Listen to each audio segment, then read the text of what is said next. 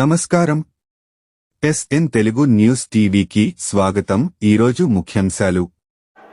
గౌరవనీయులు తెలంగాణ రాష్ట్ర ప్రధాత, తెలంగాణ రాష్ట్రం యొక్క తొలి ముఖ్యమంత్రి గారు, బీఆర్ఎస్ పార్టీ రాష్ట్ర అధినేత గారికి స్వాగతం, సుస్వాగతం. అందరం చప్పట్ల మధ్యన స్వాగతం, సుస్వాగతం. గౌరవనీయులు తెలంగాణ రాష్ట్రంలో మొదటి పార్లమెంటు సభ్యులు గారు, మీ అందరి ఆశీస్సులతోటి ఈ ఎన్నికల్లో మళ్ళీ కరీంనగర్ పార్లమెంట్ సభ్యునిగా నిలబడుతున్న గౌరవనీయులు మాజీ ఎంపీ గారు బోయినపల్లి వినోద్ కుమార్ గారికి, వేగించిన గౌరవ హుజరాబాద్ శాసనసభ్యులు సోదరుడు కౌశిక్ రెడ్డి గారికి, గౌరవనీయులు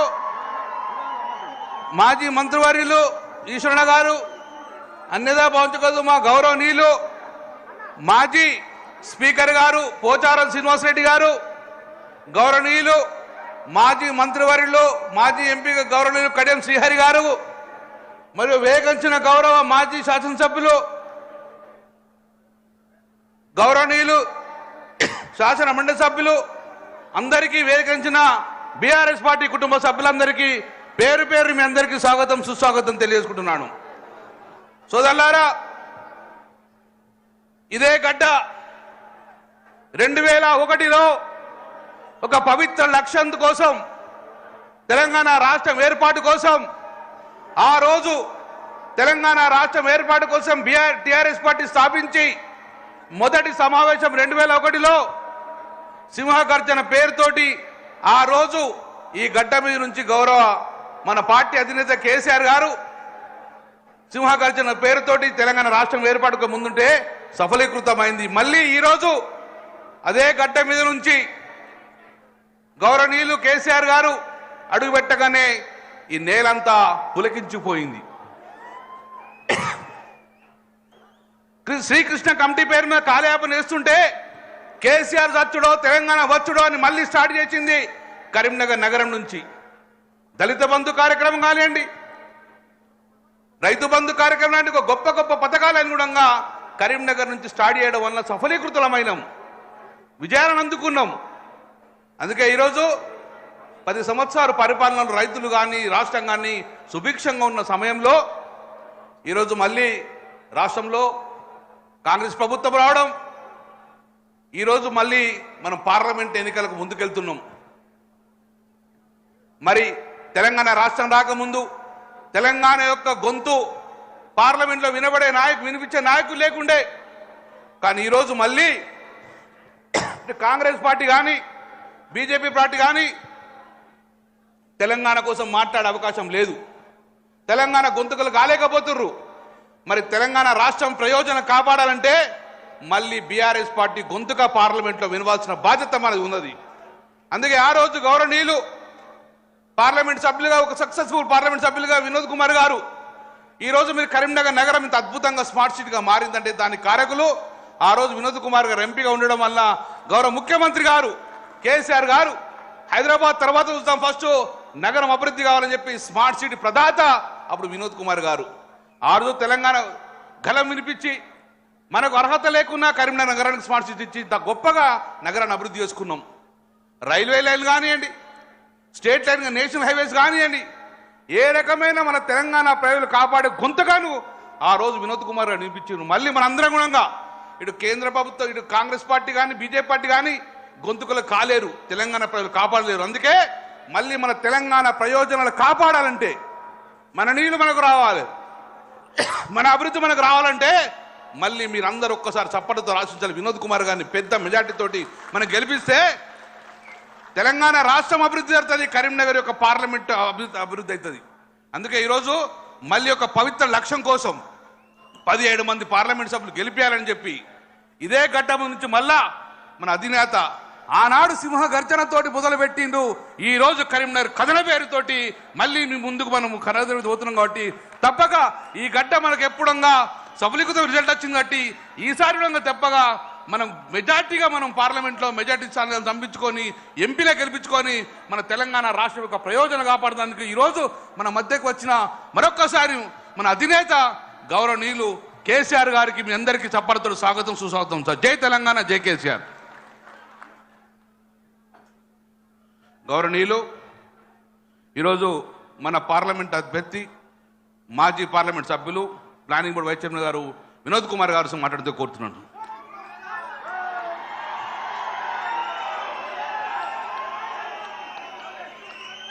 సభకు నమస్కారాలు. సభా నిర్వాహకులు గంగుల కమలాకర్ గారు, మరి నేటి ముఖ్య అతిథి తెలంగాణ రాష్ట్ర ఉద్యమ నేత, తెలంగాణ రాష్ట్రాన్ని సాధించిన నేత, తెలంగాణ రాష్ట్ర తొలి ముఖ్యమంత్రి మన నాయకుడు, మన కేసీఆర్, మన కల్వకుంట్ల చంద్రశేఖరరావు గారికి, అదేవిధంగా మన పోచారం శ్రీనివాస్ రెడ్డి గారు, కడియం శ్రీహరి గారు, మన పార్టీ సీనియర్ నాయకులు, ప్రస్తుత శాసనసభ్యులు, అదేవిధంగా కౌశిక్ రెడ్డి గారు, జిల్లా పార్టీ అధ్యక్షులు జీవి రామకృష్ణ గారు, తోట ఆగయ్య గారు, తర్వాత మరి వేదికపై చాలా మంది మిత్రులున్నారు, పెద్దలున్నారు, జిల్లా పరిషత్ చైర్మన్లు, జెడ్పీటీసీ సభ్యులు, ఎంపీపీలు, అదేవిధంగా తెలంగాణ ఉద్యమంలో ముఖ్యంగా మన కరీంనగర్ జిల్లాలో చాలా మంది సీనియర్ నాయకులు ఉన్నారు వేదిక పైన. వాళ్ళందరికీ పేరు పేరున నా నమస్కారాలు. సమయం తక్కువన్నది. పెద్దలు కేసీఆర్ గారు చాలా విషయాలు మన ముందు మాట్లాడబోతున్నారు కాబట్టి క్లుప్తంగా 2-3 విషయాలు నేను మీ దృష్టికి తీసుకెళ్లదలుచుకున్నాను. 27 ఏప్రిల్ 2001 సంవత్సరంలో ఖచ్చితంగా 23 సంవత్సరాల నుండి 24 సంవత్సరాలు అడుగుపెట్టినా మనం ఇక్కడే ఇదే ఎస్ఆర్ఆర్ గ్రౌండ్స్ లో తొలి సభ కేసీఆర్ గారు పెట్టిన సందర్భంలో తెలంగాణ ఉద్యమం ఉధృతం అవుతుంది అనేటువంటి విశ్వాసాన్ని యావత్తు ప్రపంచానికి తెలియజేసేటువంటి గడ్డ ఈ ఎస్ఆర్ఆర్ కళాశాల గ్రౌండ్స్. మరి రాబోయే పార్లమెంట్ ఎన్నికల్లో తొలి సభ కూడా మన నాయకులు కేసీఆర్ గారు ఇదే ఎస్ఆర్ఆర్ గ్రౌండ్స్ నుండి ఇవాళ ఈ సభ ప్రారంభించి ఈ ఎన్నికల బరిలో మన గులాబీ జెండా తెలంగాణ రాష్ట్రంలో ఉన్నటువంటి 17 పార్లమెంట్ సీట్లు పోటీ చేసేటువంటి సందర్భంలో మన సభ మొదటి సభ. ఈ సభ ద్వారా చాలా విషయాలు చెప్పవలసి ఉంది. మీడియా ప్రపంచం ఉంది. కొంతమంది చెప్తున్నారు కేంద్రంలో బీజేపీ ఉంది, రాష్ట్రంలో కాంగ్రెస్ ఉంది, ఎందుకు గులాబీ జెండా అని అడుగుతున్నారు. నేను చెప్తున్నా ఇప్పుడే చాలా అవసరము. తెలంగాణ కోసం తెలంగాణ స్పృహ ఉండి, తెలంగాణ ఆలోచన ఉండి, తెలంగాణ ప్రజల సంక్షేమం కోసం, తెలంగాణ రాష్ట్ర అభివృద్ధి కోసం, తెలంగాణ రాష్ట్రానికి ఏ ఆటంకం జరగకుండా ఉండాలంటే గులాబీ జెండా ఎంపీలు ఈరోజు పార్లమెంట్ లో ఉండాలి. ఇప్పుడే చాలా ఆవశ్యకత ఉన్నది. ఏం చేస్తారో తెలియదు ఈ బీజేపీ కాంగ్రెస్ వాళ్ళు. 2014లో మీ దీవెనల వల్ల నేను పార్లమెంటుకు ఎన్నికైనా, ఇక్కడ కడియం శ్రీహరి గారు కూడా ఉన్నారు, మేమందరం పార్లమెంట్ సభ్యులం. మొదటి రోజు మోడీ గారు తలకాయ పార్లమెంటు గడపకు ఆనిచ్చి పార్లమెంట్ లోపలికి వచ్చిండు. పార్లమెంటు వాయిదా వేయించినటువంటి ఘనత గులాబీ జెండాది మొదటి రోజు. ఎందుకంటే తెలంగాణ రాష్ట్రం, కొత్త రాష్ట్రం, మనకు తెలవకుండా 7 మండలాలని ఆంధ్ర ప్రాంతంలో ఇప్పుడు జత కట్టింది బీజేపీ తెలుగుదేశం పార్టీతోని. నాడు జతగట్టి చంద్రబాబు నాయుడు మాట విని తెలంగాణలో ఉన్నటువంటి 7 మండలాలు తీసుకుపోయి ఆంధ్రప్రదేశ్ రాష్ట్రంలో కలిపితే మన నాయకుడు కేసీఆర్ గారి ఆదేశాలు బట్టి మేము గొంతు చించుకొని ఆ రోజు పార్లమెంటు వాయిదా వేసినాం. అంత శక్తి ఉన్నది ఈ గులాబీ జెండా శ్రేణులకి, పార్లమెంట్ సభ్యులకి. తదనంతరము పార్లమెంట్ లో చాలా విషయాలపైన పోరాటం చేసినాం. మోడీ గారు ప్రధానమంత్రి 10 సంవత్సరాలు, 5 సంవత్సరాలు నేను ఎంపీ కరీంనగర్ నుండి, 5 సంవత్సరాలు బండి సంజయ్ గారు ఎంపీ. నేను తీసుకొచ్చిన చెప్తా, ఆయన ఏం తీసుకొచ్చిందని అడుగుతున్నా. 5 సంవత్సరాల లోపల 5 రూపాయలు తీసుకురాలేదు కరీంనగర్ పార్లమెంట్ నియోజకవర్గానికి. ఇంతకుముందు మిత్రులు మాట్లాడినట్టు కరీంనగర్ నగరాన్ని 1000 కోట్ల రూపాయలు ఇవాళ కరీంనగర్ నగర అభివృద్ధి కోసం స్మార్ట్ సిటీ పేరిట తీసుకొచ్చినాం.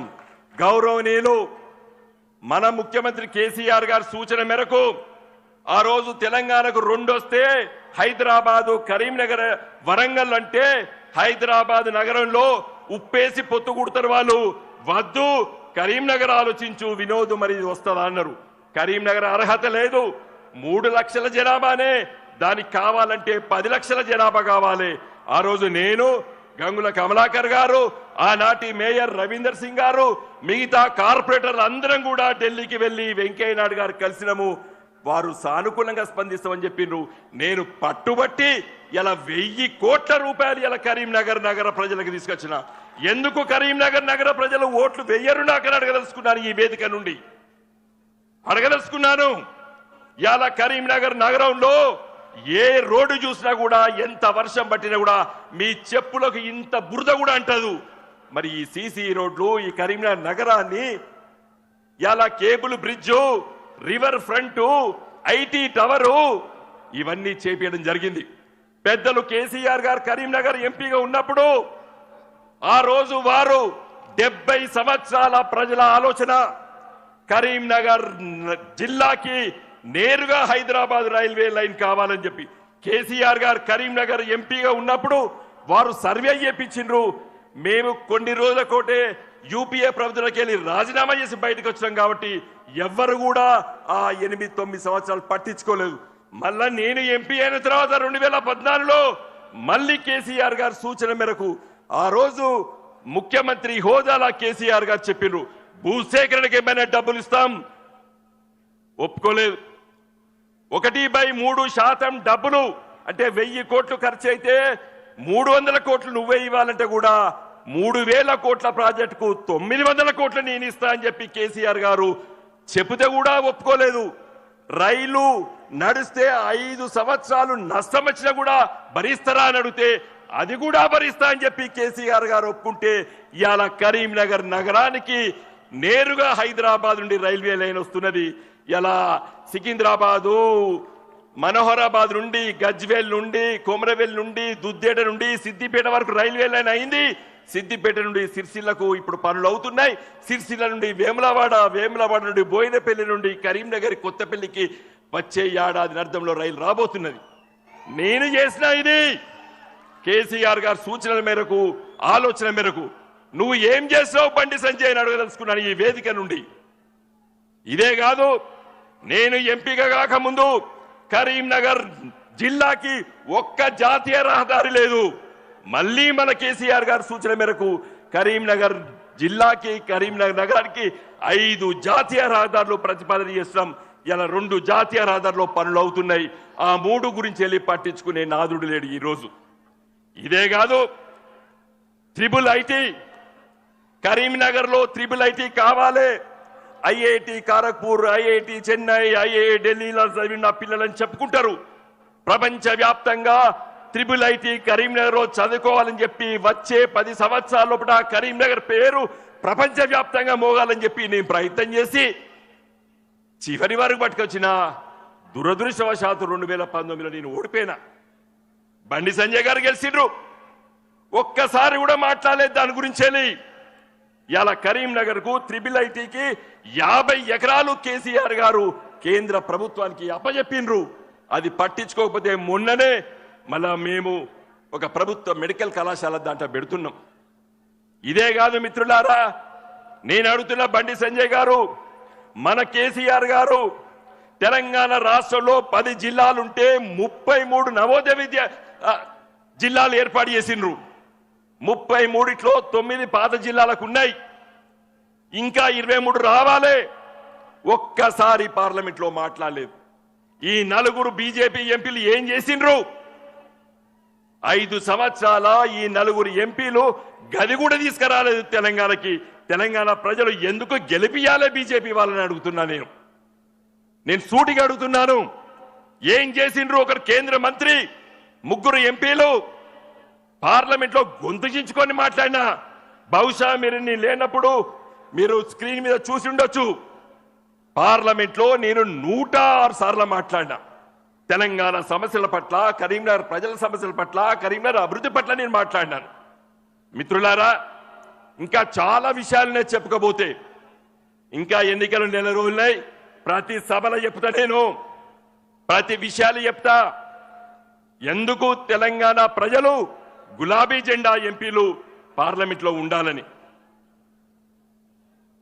చివరిగా ఈరోజు బీజేపీ ఎంపీ బండి సంజయ్ గారు ఇవన్నీ మాట్లాడుతుంటే ప్రతి ఊర్లో ఫ్లెక్సీ పెట్టిండు. నేను ఈ పని చేసినా ఆ పని చేసినా అని పెట్టిండు. ఏం చేసిండ్రా బిడ్డ అని చెప్పి మా వాళ్ళందరూ అడిగితే నాకు వాట్సాప్లో పెట్టిండు. నేను కూడా ఊర్లు విస్తృతంగా తిరుగుతున్నా గత 3 మాసాల నుండి. జాతీయ ఉపాధి హామీ పథకానికి 90 కోట్ల రూపాయలు మీ ఊర్లో పెట్టిండు అని చెప్పిండు.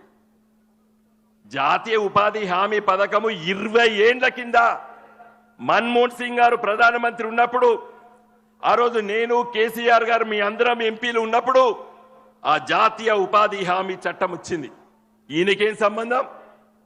చట్టం ద్వారా ప్రతి గ్రామాలపై ఎవరినడిగినా చెప్తారు 100 రోజులు పని దినం, అది మా హక్కు అని చెప్తారు. ఇది నేను తెచ్చినా అని చెప్తాడు. ఇంకొకటి అంగన్వాడీ ఆడబిడ్డలకు పోషకాహారం ఇస్తారు, అది రాసుకున్నాడు. అది మనమందరం ఇక్కడ ఉన్న వాళ్ళు ఎవ్వరు ఉట్టక ముందు భారత ప్రభుత్వం ఇంట్రడ్యూస్ చేసింది. అది నెహ్రూ గారి కాలంలో, అది కూడా ఆయన ఇచ్చినట్టు రాసుకున్నాడు. ఒక్క పని పార్లమెంట్ సభ్యుడిగా ఒక్క పని చేసిండానని ఈ వేదిక నుండి అడగదలుచుకున్నాను. మిత్రులారా, ఇక్కడ వచ్చినటువంటి బీఆర్ఎస్ పార్టీ శ్రేణులు, సామాన్య ప్రజలందరినీ విజ్ఞప్తి చేస్తున్నా, ఈ వచ్చే నెల రోజులు చర్చ పెట్టండి. ఎవరు ఉండాలి పార్లమెంట్లో? పని చేసేవాడు ఉండాలనా? తెలంగాణ ప్రజల పట్ల స్పృహ ఉండేవాడు ఉండాలా? లేకపోతే గాలి మాటలు మాట్లాడేవాడు ఉండాలా? ఇలా ఎమ్మెల్యే ఓడిపోతే ఎంపీ అటవీలకి చిత్తశుద్ధి ఉంటే నువ్వు ఎమ్మెల్యే దగ్గరే ప్రయత్నం చేసుకోవాలి. ఎంపీకి ఎందుకు వస్తున్నావు? ఇదేమైనా పునరావాస కేంద్రమా? ఎంపీ ఎందుకు పోటీ చేసినావు నువ్వు మన ఎమ్మెల్యేగా? నీకు ప్రేమ ఉండి పార్లమెంట్ సభ్యుడిగా పనిచేయాలంటే నేనున్నా. నేను కేసీఆర్ గారికి దండం పెట్టి నాకు ఎమ్మెల్యే సీట్ ఇవ్వడం ఇవ్వకపోయినా కేసీఆర్ గారు, నేను లేదు, నేను పార్లమెంట్లో ఉండాలి. పార్లమెంట్ ద్వారానే మన రాష్ట్ర ప్రజలకి, మన పార్లమెంట్ నియోజకవర్గ ప్రజలకి సేవ చేయడానికి నేను అంకితంగా ఉన్నాను. దయచేసి మిత్రులారా, చిత్తశుద్ధి ఉండి ఎవరు ఏ పని చేయాలో ఆ పని చేసేటోడు ఉండాలి. ఓడిపోతే ఎమ్మెల్యేకి మళ్ళీ ఎంపీకి వస్తావా? ఎందుకు వేయాలని నీకు ఓటు? నువ్వు నిజంగా పార్లమెంట్ సభ్యుడిగా ప్రేమ ఉంటే ఎంపీగా ఉండనుంటివి. ఎమ్మెల్యేగా ఓడిపోతావు, సానుభూతి అంటావు, వేరే విషయాలు మాట్లాడతావు, పార్లమెంటుగా పోటీ చేస్తావు. దయచేసి మిత్రులారా, ఇక్కడికి వచ్చినటువంటి ప్రతి కార్యకర్తని, నాయకుడిని, సామాన్య ప్రజల్ని నేను వేడుకుంటున్నా, వచ్చే 5 సంవత్సరాలు చాలా సమస్యల్లో కేసీఆర్ గారు చెప్తారు. ఎక్కడ పోయినా ఈ కాంగ్రెస్ పార్టీ అబద్ధాల పునాది పైన ప్రభుత్వం ఏర్పడ్డది. అబద్ధాల పునాదిపై ఏర్పడ్డది ఈ ప్రభుత్వం, రేవంత్ రెడ్డి గారి ప్రభుత్వం. అన్ని హామీలు ఇచ్చిండ్రు, ఏ ఒక్క హామీ కూడా నిలబెట్టుకోలేరు. తులం బంగారం అన్నారు, 500 రూపాయల బోనస్ అన్నాడు. ఇలా చాలా విషయాలు మన పెద్దలు మాట్లాడతారు. ఇలా అబద్ధాల పునాదిపై ఏర్పడ్డటువంటి ఈ కాంగ్రెస్ ప్రభుత్వాన్ని ఇలా ప్రజలు మార్పు జరగాలి, మార్పు జరగాలి, మార్పు జరగాలంటే మార్పు జరిగింది. ఏం మార్పు జరిగిందంటే ఇలా ఏడుస్తున్నారు. మీకు అందరికీ తెలుసు, మన కరీంనగర్ నియోజకవర్గంలో పంటలు ఎండిపోతున్నాయి, ధర్నాలు చేస్తున్నారు, పంటలు గాలబెట్టుకుంటున్నారు. మార్పు అంటే ఇది కాదు. మన కేసీఆర్ గారు మొన్న ముఖ్యమంత్రి అయి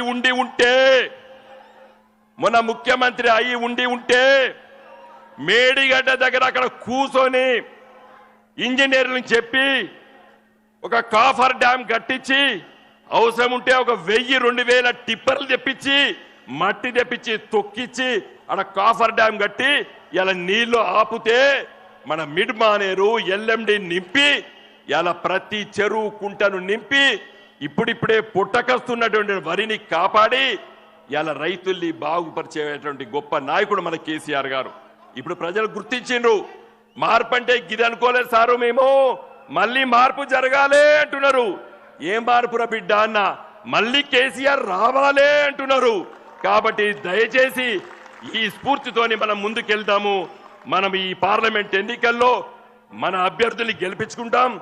కరీంనగర్ పార్లమెంట్ నియోజకవర్గంలో కేసీఆర్ గారు మన పార్టీ నిర్ణయాన్ని చేసి నన్ను అభ్యర్థిగా పెట్టినందుకు మీ ముందు వారికి నేను ధన్యవాదాలు తెలియజేస్తూ ఒకటే హామీస్తున్నా, రానున్న 5 సంవత్సరాల్లో పార్లమెంట్ సమావేశాలప్పుడు ఢిల్లీలో ఉంటా. ఎందుకంటే సమస్యలు తీసుకెళ్లి మాట్లాడాలి. రాష్ట్ర సమస్యలుంటే హైదరాబాద్ పోతా, మిగతా దినాలన్నీ మీ మధ్యలో ఉంటా. మళ్ళీ మన ప్రభుత్వం వచ్చేంత వరకు ప్రతి ఊరు ప్రతి కార్యకర్త తిరిగి మన పార్టీని బలోపేతం చేసి, నిన్నొకరు చెప్పిన వాకిన్ ఇంటర్వ్యూస్ ఉంటాయి. వాకిన్ గవర్నమెంట్ మనది, వచ్చేది వాకిన్ గవర్నమెంట్. ప్రజలు ఇప్పటికే నిర్ణయం చేస్తున్నారు, వచ్చేది మన ప్రభుత్వం. కాబట్టి కష్టపడి పనిచేద్దాం, ఆ స్ఫూర్తితో ముందుకెళ్దాం. ఈ ఎన్నికల్లో దయచేసి మీరందరూ కష్టపడి నన్ను గెలిపించవలసిందిగా ప్రార్థిస్తూ సెలవు తీసుకుంటున్నా. జై తెలంగాణ, జై తెలంగాణ, జై తెలంగాణ.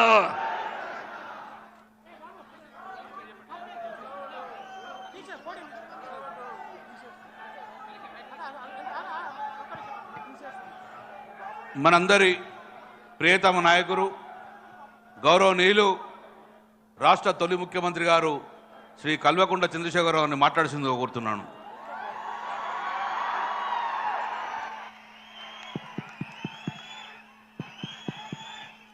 బాలమల్లు సౌండ్ పెంచమని.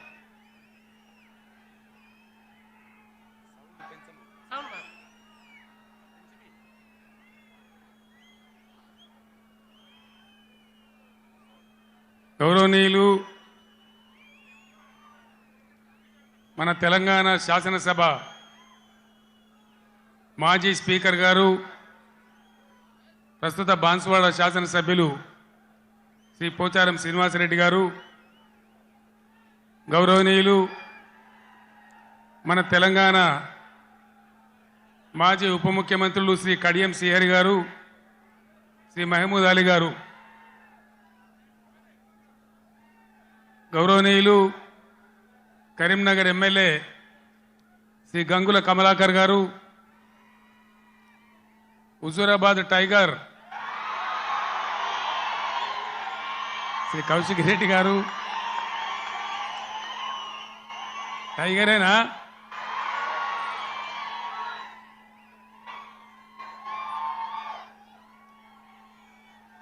కరీంనగర్ పార్లమెంట్ సభ్యులుగా పోటీ చేస్తున్న వినోద్ కుమార్ గారు,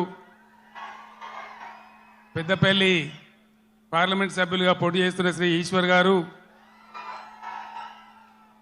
2001లో 17 మే నాడు నాతో పాటు ఇదే స్టేజ్ మీద ఉన్న పెద్దలు గౌరవనీయులు మాజీ పార్లమెంట్ సభ్యులు శ్రీ కెప్టెన్ లక్ష్మీకాంతారావు గారు, వేదికను అలంకరించిన గౌరవ శాసన మండలి సభ్యులు, మాజీ కార్పొరేషన్ల చైర్మన్లు, స్థానిక సంస్థల ప్రజాప్రతినిధులు, పార్టీ పెద్దలు, మీ అందరికీ కూడా పేరు పేరున నమస్కారాలు. సభలో ఆసీనులైనటువంటి అన్నదమ్ములకు, అక్క చెల్లెలకు నా నమస్కారాలు.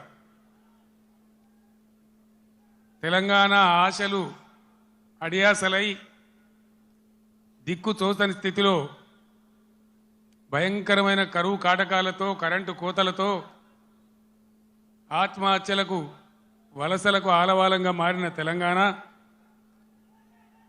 ఇంకెక్కడైతుంది తెలంగాణ? ఏ బాబు జరగరాదే, ఆ స్టేజ్ మీద లేదే తమాషా? జరుగు, ఇంకా జరుగు, జరగాయా బాబు? ఇంకా జరగండి, కోషిష్ చేస్తారందా? ప్లీజ్ జరగండి. దిశ దశ లేకుండా అన్నమో రామచంద్ర అని అలమటిస్తున్న తెలంగాణ కోసం హైదరాబాద్ జలదృశ్యంలో ఫోటోగ్రాఫర్స్ ప్లీజ్ జరగండి, ప్లీజ్ జరగాయ బాబు.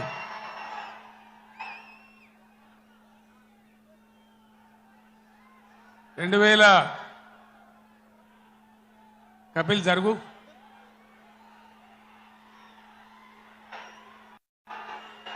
జరగాయ బాబు, అంతా లుల్లి పెట్టి తినబడతలేదా?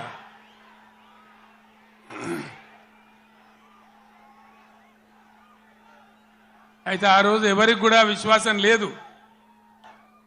తెలంగాణ అనే మాటనే అసెంబ్లీలో మాట్లాడవద్దు అనేటువంటి ఆంక్షలు ఆ రోజు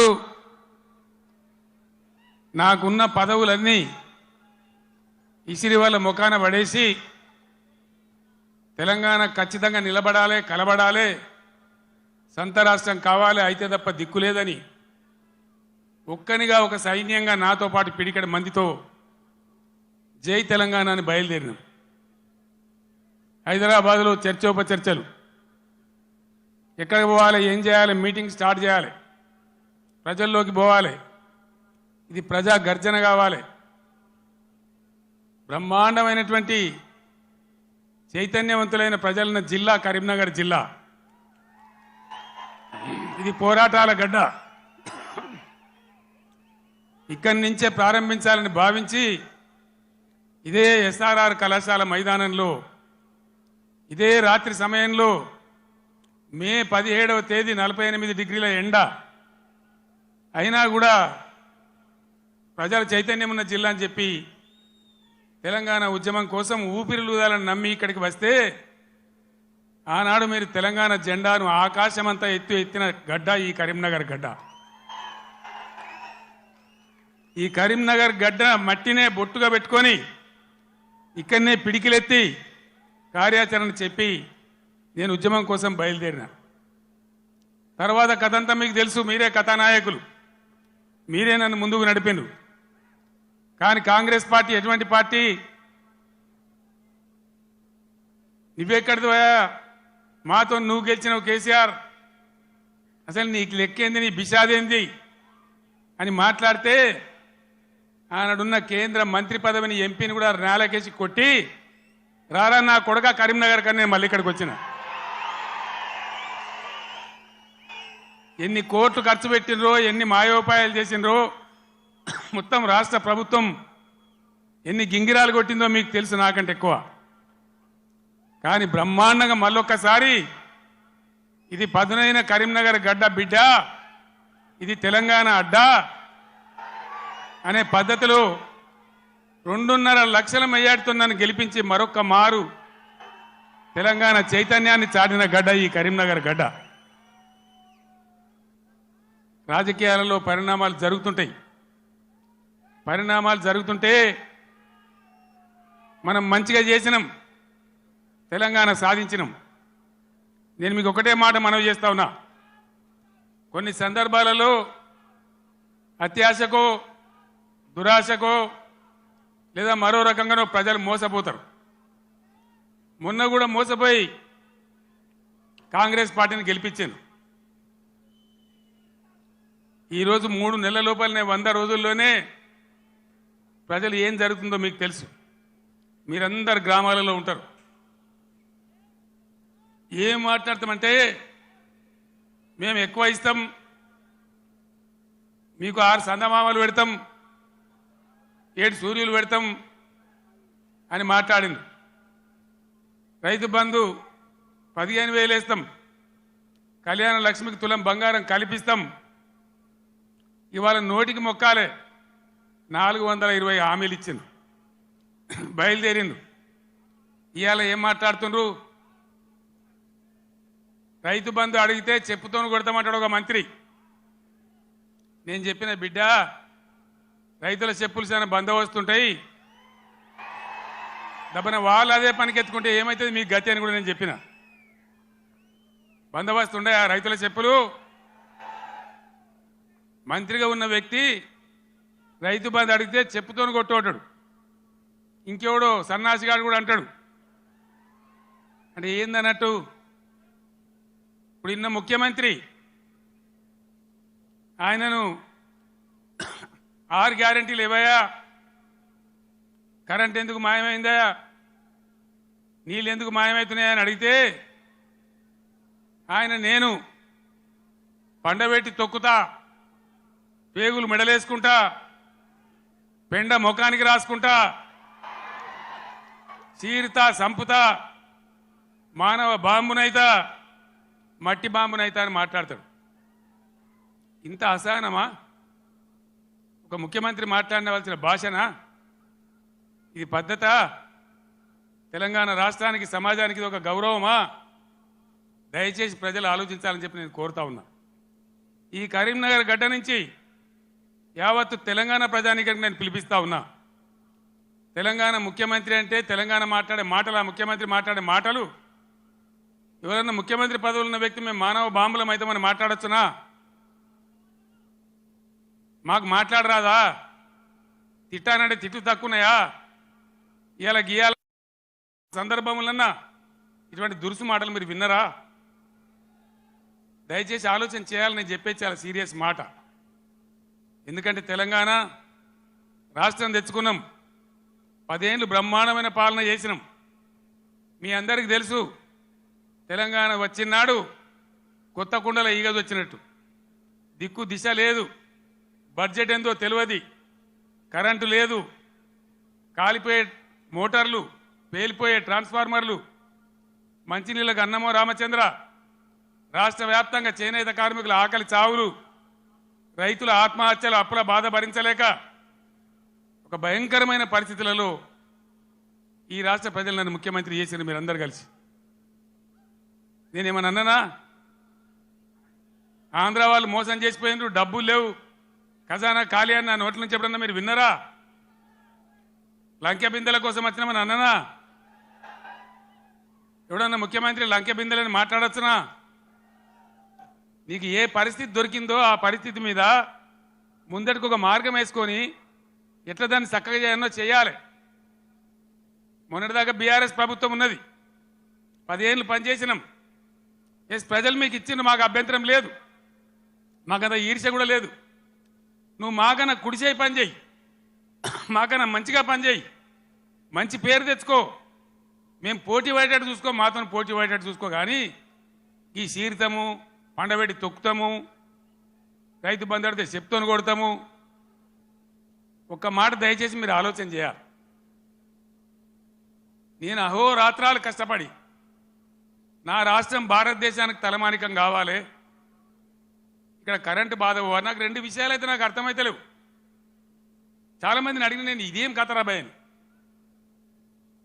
మంచినీళ్ళు భగీరథ ప్రయత్నం చేసి 2-3 నెలలు రాత్రి నిద్ర లేకుండా రాత్రి 3 గంటల వరకు కూడా పనిచేసి ఒక అద్భుతమైన పథకం రూపకల్పన చేసి మంచి సోర్సుల దగ్గర పెట్టి నేను ఒక ఛాలెంజ్ చేసిన అసెంబ్లీలో మీకు జ్ఞాపకం చేస్తా ఉన్నా.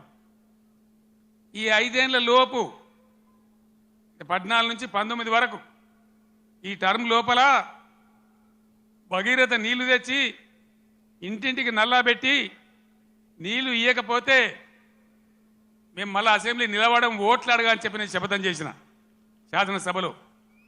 అదే పద్ధతిలో తెచ్చి ప్రతి ఇంటికి ఆదిలాబాద్ గోండు గూడెంలో, నల్లగొండ లంబాడి తండాలో అందరికి కూడా వచ్చే విధంగా ప్రతి ఇంటికి నల్లా ఇచ్చి బ్రహ్మాండంగా మంచినీటి సరఫరా చేసినాం. ఇప్పుడున్న ప్రభుత్వానికి ఆ పథకం నడిపే తెలివి లేదా అని నేను అడుగుతా ఉన్నా. ఎందుకు ఇలా మిషన్ భగీరథల సమస్యలు వస్తూ ఉన్నాయి? అదేవిధంగా రెండవది కరెంటు. మీ అందరికి తెలుసు, నేను ముఖ్యమంత్రి అయినాడు కరెంట్ ఎట్లా ఉండే. ఏడాది అర్థం లోపల దాన్ని బాగా చేసి రెప్పపాటు సెకండ్ పార్ట్ కరెంటు పోకుండా రాష్ట్రంలో అన్ని వర్గాలకు కరెంట్ ఇచ్చినాం. పోచారం శ్రీనివాసరెడ్డి గారు నా పక్కనే ఉన్నారు. ఆనాడు వ్యవసాయ శాఖ మంత్రిగా ఉండిరి. ఆయనకు నేను లక్ష్మీపుత్రుడు అని పేరు పెట్టుకున్నా. ఆయన కాలంలోనే 24 గంటలు రైతులకు ఫ్రీ కరెంట్ వచ్చింది. రైతు బంధు వచ్చింది. కరెంటు కరోనా వచ్చి కాటేస్తే కూడా నేను వేరే ఏవో ఆపినా కానీ రైతు బంధు ఆపలే. వ్యవసాయం జరగాలి, గ్రామాలు నిలబడాలి, రైతాంగం నిలబడాలని కరోనా వచ్చి బాధ పెట్టినా, ఖజానాల డబ్బులు లేకున్నా, అప్పో సప్పో చేసైనా సరే రైతు బంధు ఆపలే. ఇలాగా రైతు బంధు అయ్యే శాతం అయితే లేదా? కేసీఆర్ జర్ర ఇటు ముఖం మలగంగానే కట్క బంద్ చేసినట్టు కరెంటు బంద్ అవుతుందా? మేము చేసిన దాన్ని 9 ఏళ్ళు ఇచ్చిన దాన్ని ఈ చవడ దద్దమ్మలకు ఇయ్యలేదా? దయచేసి ప్రజలు ఆలోచించాలి. ఇలా మళ్ళా మీరు కాంగ్రెస్కే ఓటేసినారు అనుకో, ఏమంటారు? మేము రైతు బంధు ఇవ్వకున్నా, కరెంట్ ఇవ్వకున్నా, మోటార్లు గాలబెట్టినా, నీళ్లు సరిగా తెచ్చి రైతుల పొలాలు ఎండబెట్టినా మళ్ళా మాకే గుద్దిను, మాకే ఓటేసినారు అంటారు. 6 గ్యారెంటీలు 3 గ్యారెంటీలు అన్నిటికన్నిటికీ ఎగనామం పెడతారు. ఇది కాంగ్రెస్ చరిత్ర మీరు చూసిందే. ఇప్పుడే చెప్పిన వినోద్ కుమార్ గారు, ఇదే అత్యవసరం బీఆర్ఎస్కి ఎంపీలు. ఎందుకంటే ఈ టైంలోనే మీరు కర్రు కాల్చి సురుకు పెట్టకపోతే నిర్లక్ష్యం వచ్చేస్తుంది, అహంకారం పెరిగిపోతుంది. ఇప్పుడు చెప్పుతోని కొడతా అంటే రేపు నిజంగానే కొడతాడు. ఆ విధంగా మోసపోదామా? లేదు బీఆర్ఎస్ గులాబీ జెండా ఎగిరేసి బ్రహ్మాండంగా మన ఎంపీలను గెలిపించి ముందుకు పోదామా? తెలంగాణ సమాజం ఆలోచన చేయాలి. ఏం చేద్దాం? ఏం చేద్దామండి? గులాబీ జెండా ఎగిరేద్దామా? ఈ పార్లమెంట్ ఎన్నికల్లో ఎంత బలంగా గులాబీ జెండా ఎగిరితే ప్రజల పక్షాన కాపలాదారులుగా ఇంతకుముందే వినోద్ గారు చెప్పినట్టు బ్రహ్మాండంగా ముందుకు పోతాం. ఇంతకుముందు వినోద్ గారు చెప్పినారు కరీంనగర్ పార్లమెంట్ కాబట్టి నేను చెప్తా ఉన్నా. భారతదేశంలో ఎన్ని జిల్లాలుంటే అన్ని జిల్లాలకు ఒక్కొక్క జిల్లాకు నవోదయ పాఠశాల ఇవ్వాలనేది కేంద్ర ప్రభుత్వ చట్టం. మనం 10 జిల్లాలు పోయి 33 జిల్లాలు అయినాం. 150 ఉత్తరాలు రాసిన నేను నరేంద్ర మోడీ గారికి పర్సనల్గా పోయి అడిగినా, ఇది చట్టం ఉన్నదయా, ఇది న్యాయం, మేము కొత్త రాష్ట్రం, మేము బాగుపడాలి, ఈమంటే ఒక్క నవోదయ పాఠశాల కూడా ఇవ్వలే. ఒక్కటంటే ఒకటి కూడా ఇవ్వలే. ఒక్క నవోదయ పాఠశాల ఇయ్యరు బీజేపీకి. ఒక్క ఓటు కూడా కరీంనగర్ ఎందుకు వేయాలి?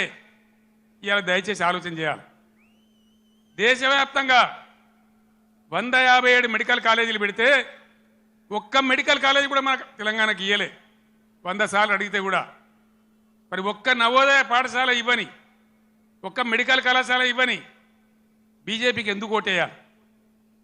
బండి సంజయ్ ఇక్కడ ఎంపీ ఏం చేసినట్టు మీరు దయచేసి ఆలోచన చేయాలి. 5 రూపాయల పని చేసినరా? 5 రూపాయలు ఏమన్నా 10 రూపాయల పని జరిగిందా? ఇంతకుముందు వినోద్ గారు చెప్పిన, నేను మళ్ళీ చెప్పదలుచుకోలే.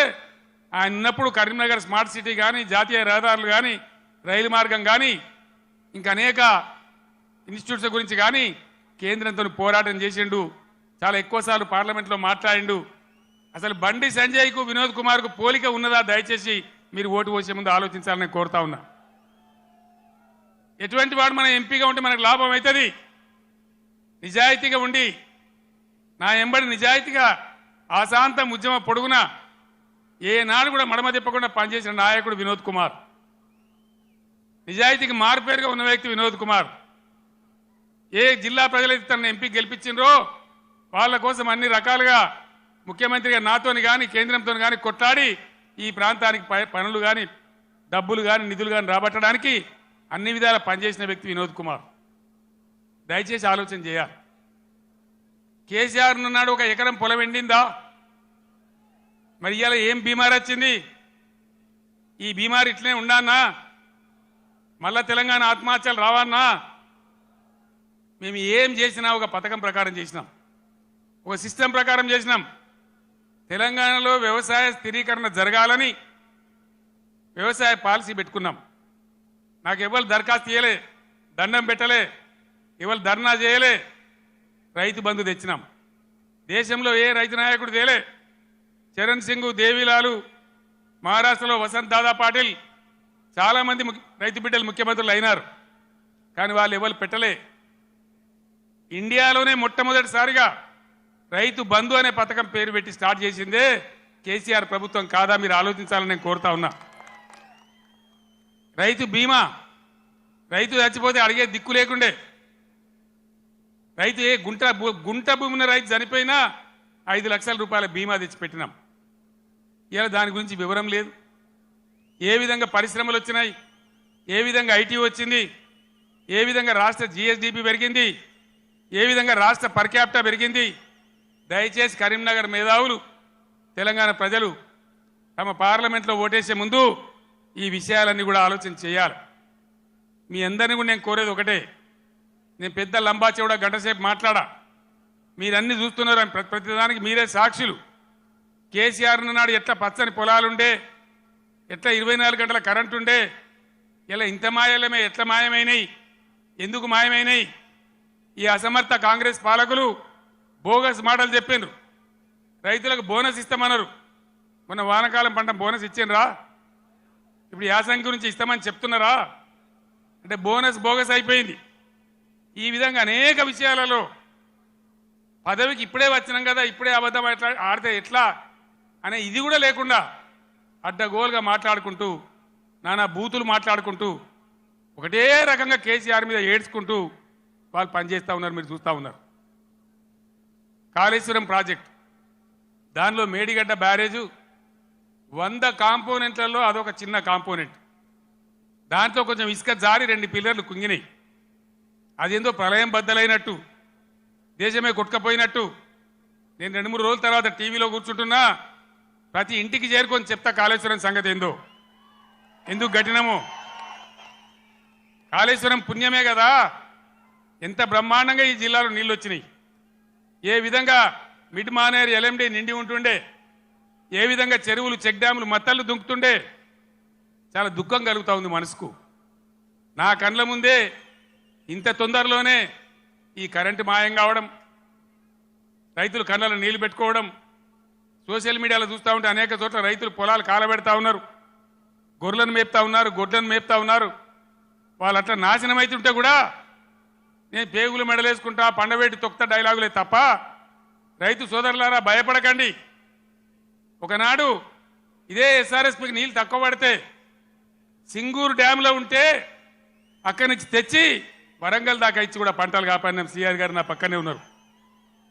ప్రభుత్వం అంటే అట్లా ఉండాలి, దమ్ము ఉండాలి, ధైర్యం ఉండాలి, రైతాంగాన్ని కాపాడాలనే ప్రేమ ఉండాలి. ఆ ప్రేమ ఉంటే, ఆ సోయి ఉంటే ఇవాళ ఈ పరిస్థితి రాకపోవు. ఇంతసేపు కేసీఆర్ని మన బదనాం చేయొచ్చా? మేడిగడ్డ ఈ గడ్డ చెప్పి మన పనులలో ఒక పన్ను వదలవుతుంది. 32 పనులు రాలగొట్టుకుంటామా? మొత్తమే ఊడగొడతామా? ఏ పన్ను అయితే ఊగుతుందో ఆ పన్ను బాగు చేసుకుంటాం, కానీ మొత్తం పనులు అయితే రాలగొట్టుకోం కదా. ఒక 2 పిల్లర్లు, మొత్తం 300 పిల్లర్లు ఉంటాయి కాళేశ్వరంలో.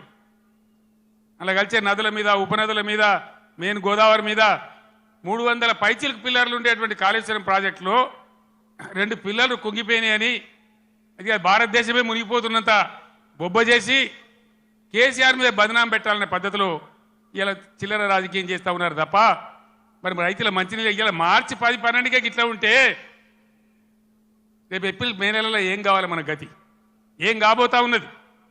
ఏం జరగబోతా ఉంది? అందుకే ఇవాళ మళ్ళీ మీరు తప్పిపోయి, దయచేసి నాయకులు, కార్యకర్తలు మీరందరూ కూడా వినోద్ గారు కోరినట్టు గ్రామాలలో చర్చ పెట్టాలి. ప్రతి బీఆర్ఎస్ కార్యకర్తకు, నాయకులు నేను విజ్ఞప్తి చేస్తా ఉన్నా, ఏ విషయం చూసినా కూడా వీళ్ళ వైఖరి సరి అనే పద్ధతిలో లేదు. ఇప్పుడు వచ్చిన ప్రభుత్వం ఒక అంకుశంలాగా బీఆర్ఎస్ ఉండాలి. బీఆర్ఎస్ బలం తెలంగాణ బలం. ఎందుకంటే బీఆర్ఎస్ తెలంగాణ దళం, తెలంగాణ గలం. శాసనసభలో కానీ పార్లమెంట్లో కానీ అన్ని విధాల ఇటు రాష్ట్రాన్ని, కేంద్రాన్ని ఒప్పించి మెడలు వంచి బ్రహ్మాండంగా పని జరిగాయనంటే బీఆర్ఎస్ ఉండాలి.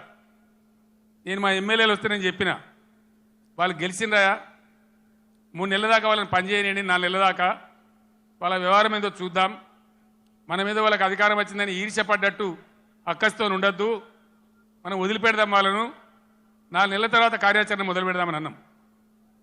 ఒక్కటంటే ఒక్క మాట మీద ఖాయం ఉండద్దా? ఉరుకుర్రి 2 లక్షలు రుణం తెచ్చుకోని 9 తారీఖు నాడు నేను మాఫీ, డిసెంబర్ 9 నాడే. అందుకే ఈరోజు బీఆర్ఎస్ ఎమ్మెల్యేలు ప్రశ్నిస్తూ ఉన్నారు, బీఆర్ఎస్ నాయకులు ప్రశ్నిస్తూ ఉన్నారు. మీ అందరు నేను కోరేది ఒకటే, తెలంగాణ బలంగా ఉండాలంటే బీఆర్ఎస్ బలంగా ఉండాలి, ప్రశ్నించేవాడు ఉండాలి. తెలంగాణ సోయి ఉన్నవాడు, తెలంగాణ ఉద్యమం తెచ్చిన వాళ్ళు, పేగులు దిగేదాకా కొట్లాడినోళ్ళు, సావు అంచు దాకా పోయి సాగు నోట్లో తలకాయ పెట్టినోళ్ళు, వాళ్ళకు ఉంటుంది కడుపు నొప్పి తెలంగాణ గురించి. కాబట్టి నేను తెలంగాణ యావత్ ప్రజానీకాన్ని కోరుతా ఉన్నా, నా మాటల్ని మీరు దయచేసి ఆలోచన చేయండి. ఈరోజు ప్రభుత్వం నడిపే విధానం చూడండి, మేము ఉన్నప్పుడు ఎంత గౌరవంగా నడిపినామో చూడండి, ఎన్ని రకాల స్కీములు తెచ్చి ప్రజల్ని ఎట్లా కడుపులో పెట్టుకున్నామో చూడండి. ఇలా చేనేత కార్మికులు బతుకమ్మ చీరలను తెచ్చినాం, తమాషకు దేలే, చెక్కిలి గింతల కోసం దేలే. నేను అన్నాడు ఉద్యమంలో నేను ప్రొఫెసర్ జయశంకర్ సిరిసిల్ల నుంచి పోతుంటే మధ్యరాత్రి పూట గోదల మీద కారు లైట్లు కనబడతా ఉన్నాయి, ఆత్మహత్యలు చేసుకోవద్దు, సాగు సమస్యలకు పరిష్కారం కాదు అని. అవి చూసి మేము కళ్ళలో నీళ్లు పెట్టుకొని ఏడ్చినాం.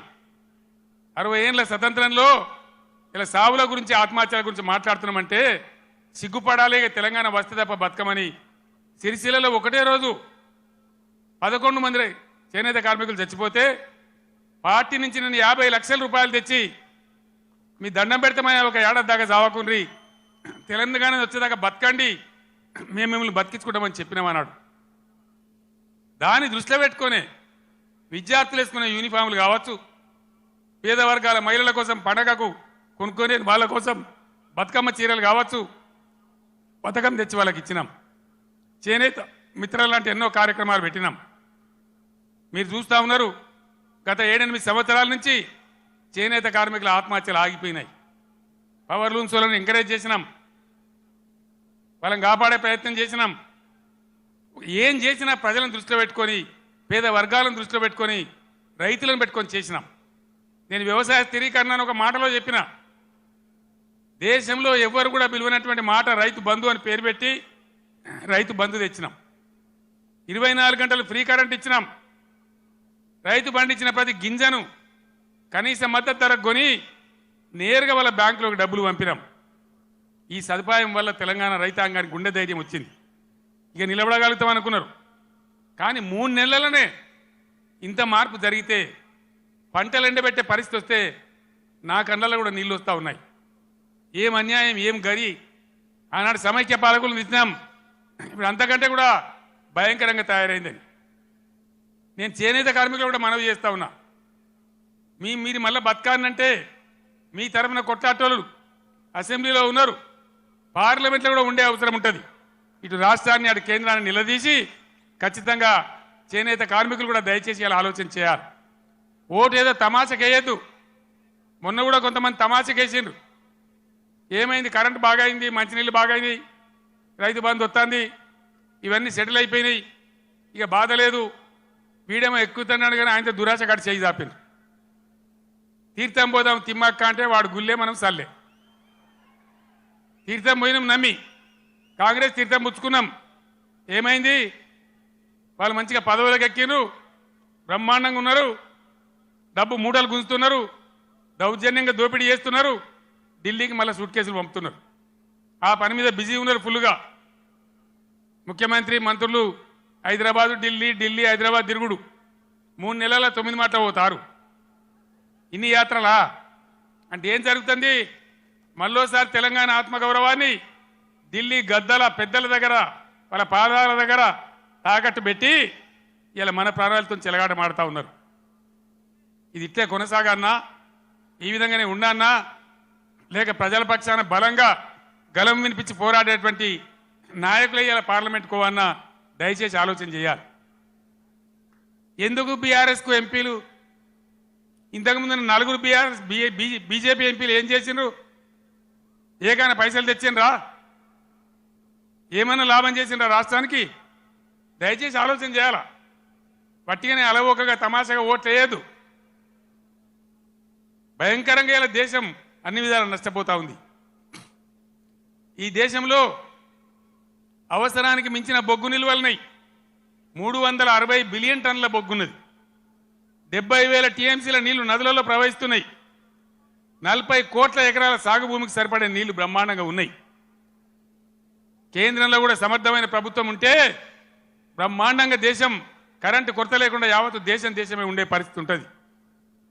మొన్న నన్ను మీరు ఇక్కడ ఆగబట్టింది, బ్రేక్ కొట్టింది. కానీ మొన్న నేను ఇక్కడ గెలిచి ఉంటే ఈ పాటికి సగం దేశంలో అగ్గి పెట్టేవాడిని, శిక్షించేవాడిని, మొత్తం దేశాన్ని చైతన్యం చేసేవాడిని. చిన్న దెబ్బ తగిలింది, పర్వాలేదు, ఓర్చుకుందాం, తట్టుకుందాం. మనం ఉద్యమాలు చేసిన వాళ్ళం, ఓపిక ఉన్నోళ్ళం, పేగుల దగ్గర కొట్లాడే శక్తి ఉన్నోళ్ళం, ధైర్యం ఉన్నోళ్ళం. ధైర్యంగా ముందుకు పోవాలి.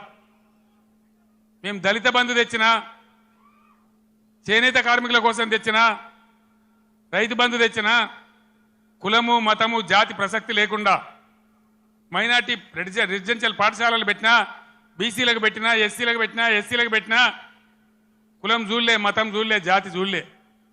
ఇలా మనం కూడా తెలంగాణ జాతిగానే నిలబడాలి, కలబడాలి. దయచేసి నేను మీ అందరినీ ప్రార్థించేది, నేను లంబా చౌడ ఉపన్యాసం చెప్పడానికి రాలే. ఒక మెసేజ్, ఒక టేకాఫ్. ఇది లక్ష్మీ గడ్డ కాబట్టి, ఇదే గడ్డ నుంచి తెలంగాణ సాధించినాం కాబట్టి నేను మీకు అందరికి ఒకసారి నమస్కరించి ఈ అప్పీల్ తెలంగాణకు చేసి బ్రహ్మాండంగా చేయాలని చెప్పి నేను ప్రయత్నం చేస్తూ ఉన్నాం. కాంగ్రెస్ గవర్నమెంట్లో మీరెవరు భయపడే అవసరం లేదు, నేను చెప్తా ఉన్నా. పోలీస్ సోదరులారా, మీకు మనవి చేస్తా ఉన్నా, మీరు అనవసరంగా గ్రామాలలో చిచ్చులు పెట్టి సోషల్ మీడియా పోస్టులు పెట్టిన వాళ్ళని కూడా బెదిరిస్తా ఉన్నారు. ఇది మంచిది కాదు. మీరు చూడండి, ప్రజల స్పందన చూడండి. నేను అడుగుతా ఉన్నా, మీకు పోలీసులకు రాజకీయాలు ఎందుకండి? ఏమెక్కడున్నాయి మీకు రాజకీయాలు? ఇలా ఎవరికి అధికారం శాశ్వతం? మేము 10 ఏళ్ళు ఉన్నాం ప్రభుత్వంలో.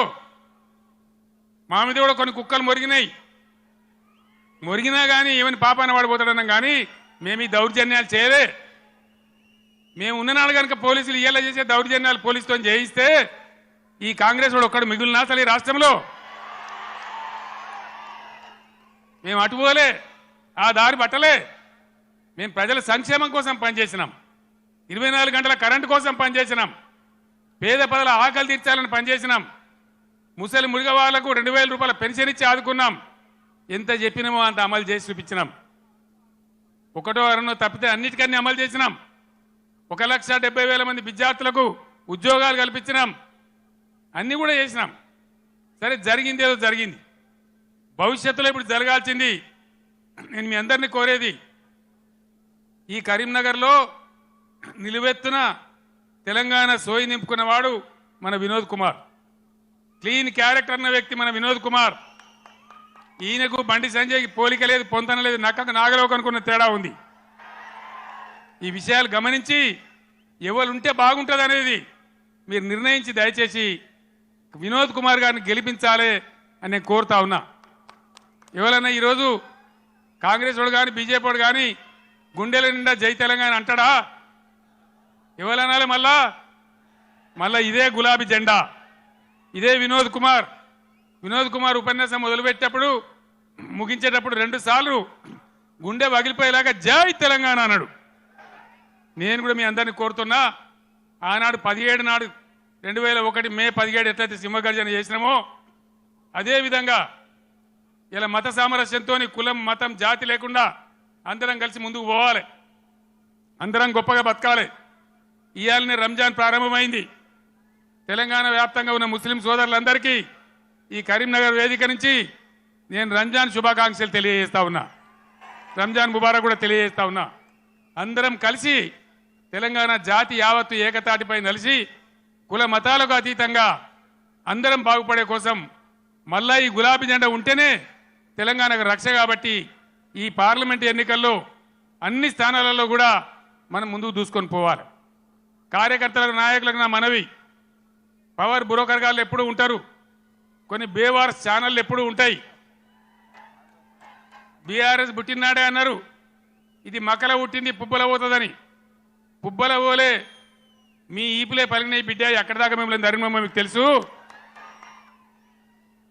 తెలంగాణ ఉన్ననాడు ఉండేదాకా బీఆర్ఎస్ భూమి ఆకాశం ఉన్నన్ని రోజులు ఈ గులాబీ జెండా ఉంటుంది, ఇది ఖాయమని చెప్పి నేను మనవి చేస్తా ఉన్నా. అక్కడనో ఇక్కడనో కూడా తలమాస కూడా ఒకడో ఇద్దరు పోతే కొన్ని బేవార్స్ ఛానళ్ళు ఇక బీఆర్ఎస్ కథమైపోయిందని మాట్లాడుతూ ఉన్నారు. అట్లా ఇదివరకు కూడా అట్లా అన్నోడు కథమైంది, కానీ గులాబీ జెండా ఇప్పుడు కథం కాలే బిడ్డ. యాది పట్టుకోవాలి, జాగ్రత్త. మీ దొంగ ప్రచారాలకు ఇప్పుడు ఇక్కడ భయపడేవాడు లేడు.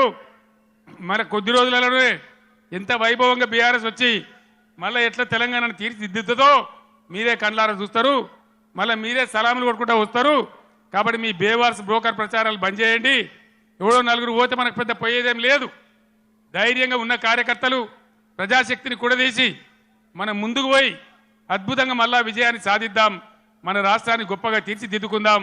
ఈ పార్లమెంట్ ఎన్నికల్లో కరీంనగర్ నుంచి వినోద్ కుమార్ గారిని గెలిపించాలని కోరుతూనే సెలవు తీసుకుంటామని. జై తెలంగాణ, జై తెలంగాణ.